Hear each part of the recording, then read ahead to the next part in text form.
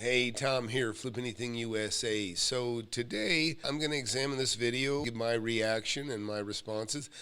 Patrick Bet-David, best time to invest in real estate. I don't think Patrick Bet-David is a real estate expert by any stretch. I've heard a few of his podcasts.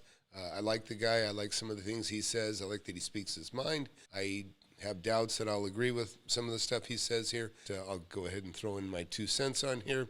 Tell you if I think he's outright wrong or add my own commentary.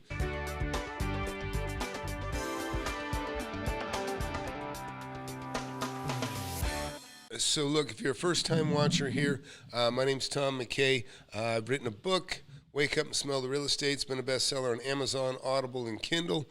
I also have a mentorship. I teach people how to make money. I think I've got the best record of anybody on YouTube. I've got many millionaires in just a few years that I'm having this mentorship. And what drove that, of course, was people that read my book that wanted to learn more about real estate. So that's what's driven it. I've got more millionaires, more testimonies than I think anybody on YouTube that trains people, and I'm very proud of that. You just found me for the first time, hit that subscribe button. Let's watch this. I kind of like to rip through things a little bit, so I'm going to bump the speed up on him. And he doesn't talk slow, but I'll bump it up 1 1/4. What a waste of a life. 90% is down. And my advice is very simple. If you're thinking about buying a house today, buy a house today. But make the offer you would make a year from today. So if you're buying $1 million home, make a $770 offer. If you're buying a $600,000 home, make a $490 offer. If you're buying a $450,000 condo or home in certain parts of the country, make a $370 offer. But Okay, so look, that's kind of blanket information that really, or advice that I really don't subscribe to. So, basically, he was saying, what did he say, 770 on a $1 million home. So he's saying take 23% off of a $1 million home. He said offer $490 on a $600,000 home. I know that's roughly 20 or 18% off. $450, he said $370, which would also be right about 18% off.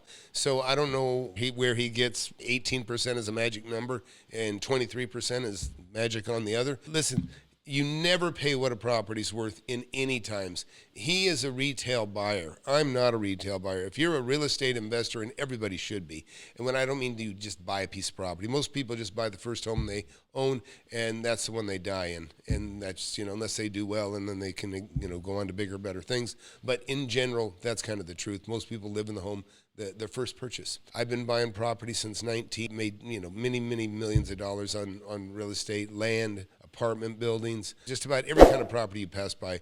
Don't stop and listen. Time is on a mission to eliminate all the snake oil and the fake gurus that fake y'all. They'll show you how to build an empire, starting with nothing but a desire. All you really need is a good mentor, not a used car bullshit. With time, you'll learn to crush it.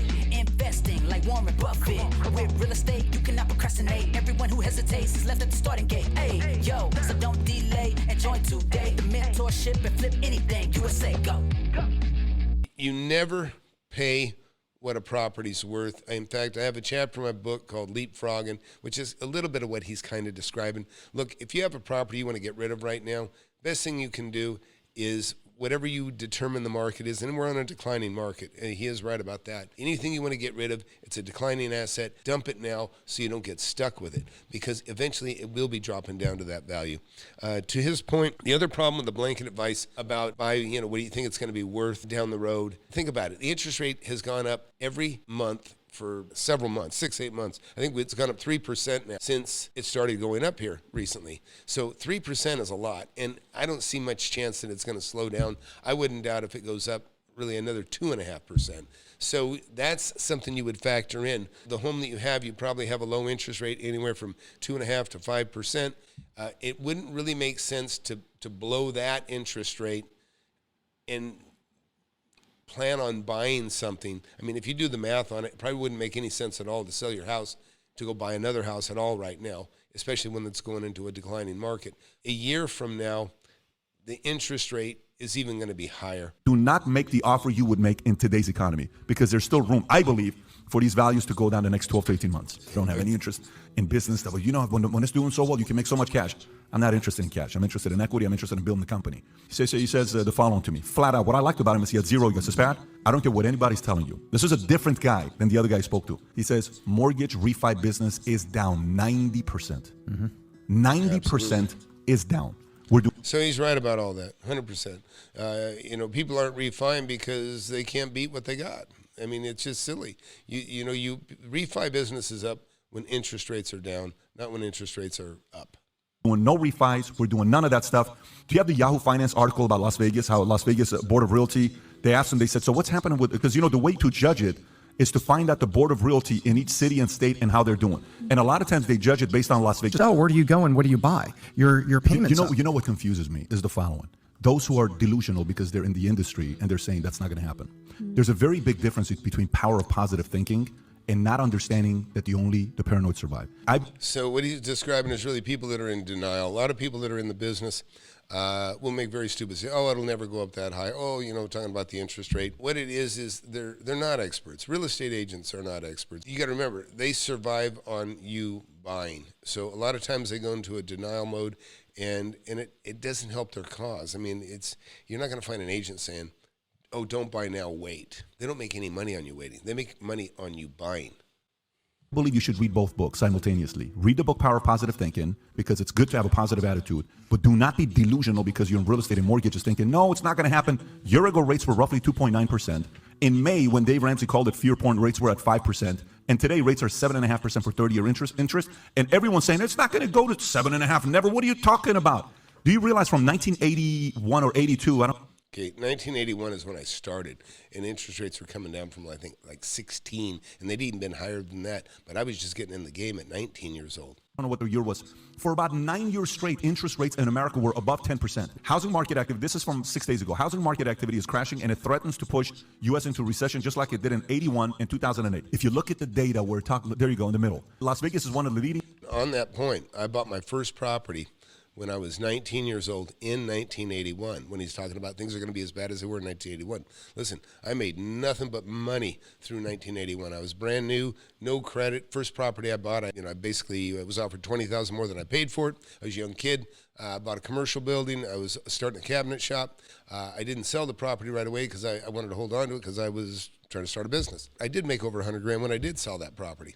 In fact, at 19, from the first purchase at 19, by the time I was like 27 years old, I was a millionaire. In the beginning, I couldn't buy anything because I didn't have any credit. Even after that building, I got that owner finance, so it didn't require credit history. It's always a good time to invest. I'm waiting for the right pitch. When the right opportunity comes, when the right deal comes, you take a swing. You can negotiate, and sometimes you get owner finance property.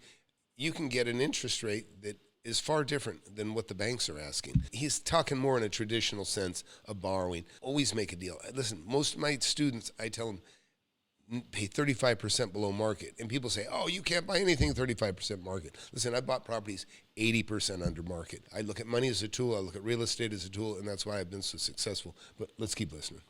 Indicators for home price action in the housing market like we saw in 2008 and the frenzy. We are absolutely feeling the heat here. The buyer pool has, for the most part, dried up, says real estate agent in Las Vegas to Fortune. Go a little lower because now they're talking. Realtors are feeling it big time as well. I put a call into the Greater Las Vegas Association of Realtors. An employee I spoke with said that we're averaging 300 new members every month, which means like 300 new realtors every month. This month, she has estimated 120. However, she's been processing about 30 realtor withdrawals a day. Not a week, a day. That means every... Yeah, let me just say something, and I have a chapter on that in my book too, and that's called the 80-20 rule. About 20% of the realtors do 80% of the deals, and the other 80% of the realtors do about 20% of the deals. So it's, like I say, everybody's a rock star when things are going up. Everybody can buy, anybody can sell a house, anybody can get a listing practically because it's a frenzied market. And so to his point, the reason you've got more people quitting than applying is because it's that 80-20 rule. The 80% can't make any money because they don't know how to hustle. But the 20% that are hustling, that do 80% of the business all of the time, even in good times, they're the ones, they've got the wherewithal. They work harder, they'll make it, they'll do fine, and there's less competition, there's less agents to be in the room. We are definitely going into a crash, but there is going to be tons of opportunities to be had. I always say always invest, but whenever you buy buy based on today's market. And so if we're in a declining market, whatever you think you can sell it for now or in a month or 2 or 3, you need to buy it for 35% below that figure. Below that figure. It's that delta between what you can sell it for and what it's worth. I mean, that's where all the money's made. And when you buy things right, you buy things substantially under market, you can continue to invest in a declining market. You just have to buy substantially under market, always. I understand where he's going with being a retail buyer. Again, it's just not that simple. It's just not that flat and plain. Let's keep watching. Every day, around 30 real estate agents in Las Vegas alone are calling it quits. And if you go a little lower, she'll talk about the fact that 38% is down. What's happening with the refi business? So it's a very interesting market we're in right now. Different economies are feeling it. People are feeling it. But a lot of times people who don't want to talk about what's really going on with the market, all they're talking about is unemployment. And the unemployment numbers are going to be felt next year, not this year. What confuses me is the following. Those who are delusional because they're in the industry and they're saying that's not going to happen. There's a very big difference between power of positive thinking and not understanding that the paranoid survive. Yeah, so there's also another reason people say that things aren't going to be as bad as they are. When politicians do it around election time, businesses do it. People look how many people said, Bitcoin, don't hang on to Bitcoin, keep buying Bitcoin. Because while they're telling you to buy Bitcoin, they're getting rid of their Bitcoin. They're trying to fix their mistake by pushing the narrative that things are going up and that things aren't as bad. It happens all the time. It's disgusting. I believe you should read both books simultaneously. Read the book Power of Positive Thinking because it's good to have a positive attitude. Do not be delusional because you're in real estate and mortgages thinking, no, it's not going to happen. Year ago rates were roughly 2.9%. In May, when Dave Ramsey called it fear porn, rates were at 5%. And today, rates are 7.5% for 30-year interest. And everyone's saying, it's not going to go to 7.5%. Never. What are you talking about? Brace for impact, folks. Long-term, everything's going to be fine. Short-term, these rates are going to get to 10 points. I hope I'm wrong. Believe me, because I'm trying to also... He's probably not wrong. So like I said, 10% was the norm when I started in 1981. I don't think the Fed is going to be at that, but the borrowing rate will be that for sure. To participate. I've taken a hit on a few of the properties I bought. Did you hear that? I've taken a hit on a few of the properties I bought. He said, I've taken a hit on a few of the properties I bought. That is what happens to a retail buyer. That's exactly what I teach you not to do in my mentorship and in my book. Let's keep listening. I hope I'm wrong, but it's going this direction. If you ever build a country and you're competing, say the war, Armageddon happens, there's only 1 million people left, everyone's thinking about where to put their kids and where to raise their family, the first thing a mom thinks about is the S word. It's security and safety. If you can't provide that in any city, in any state, in any country, you lose people, period. Mom's going to sit there and say, listen, man, I have one job. The natural instinct of a mom is to protect their kids. You screw with her, you have a wrong enemy. You cannot mess with moms, and that's what for me, here's what we're learning. Who you can call out and who you cannot call out. Like, there's certain people in the room you can insult and certain people you cannot insult. You're really seeing who is one of the most powerful communities in America that if you even get close to insulting or touching, what the consequences could be. And he's feeling it right now, especially the way that he did it. Because you can insult whites as much as you want. You're not going to get in trouble. That's just the truth of it. People say stuff about... This is one of the things I really like about Patrick. he speaks the truth. He says what's on his mind.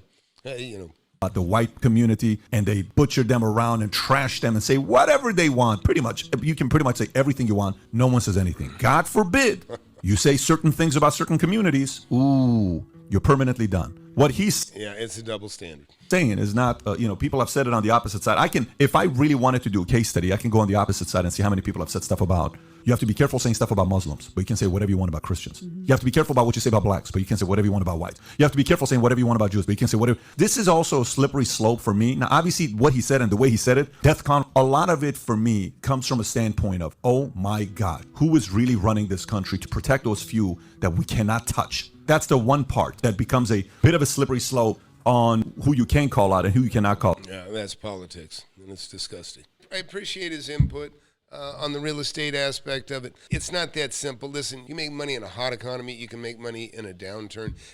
In fact, I started in a downturn. I was 19 in 1981 when he described it being, talking about things are going to be as bad as it was when I began. And listen, I did nothing but make money. There's opportunities that come out. There's opportunities that would never be there if the economy hadn't crashed. There's always opportunities. There's just different opportunities at different times through these real estate cycles. Like I said, I was 19. I wouldn't have been able to buy the property that I purchased had we not been in that downturn. The property had gone back to the bank. In fact, the first building that I bought had been owned by my previous employer, and it had gone back to the bank, the people that he'd purchased it from, and I was looking for a place to rent because I started my own cabinet shop.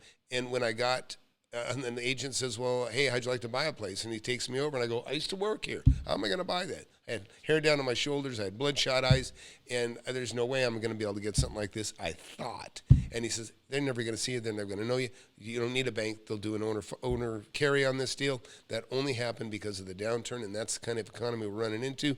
Don't let anybody fool you. You can always make money, but you got to have common sense. Never buy anything that you can't sell for more. That's really the number one rule. And try to get things for, 35% under market. I appreciate his point, buying 23% or 18% under market with the examples that he gave, but that's not enough. That's not enough when things are going up. Don't be a speculator. Do you know what a real estate barbell is? Well, you should hang out and find out, because it can make you millions of dollars if you understand how to create one. Real estate barbell is basically when you buy your own home and then you start investing and buying the properties around your home, and then you start investing and buying the properties all around your office or work or your place of business. And then eventually you start buying what's in between. I bought all around my home, and then I bought all around my office and everywhere in between, and you're about to see how you can do the same. Hit that subscribe button. Hit that like button. If you just found me for the first time, hit that subscribe button. Check out my book. Thanks for watching.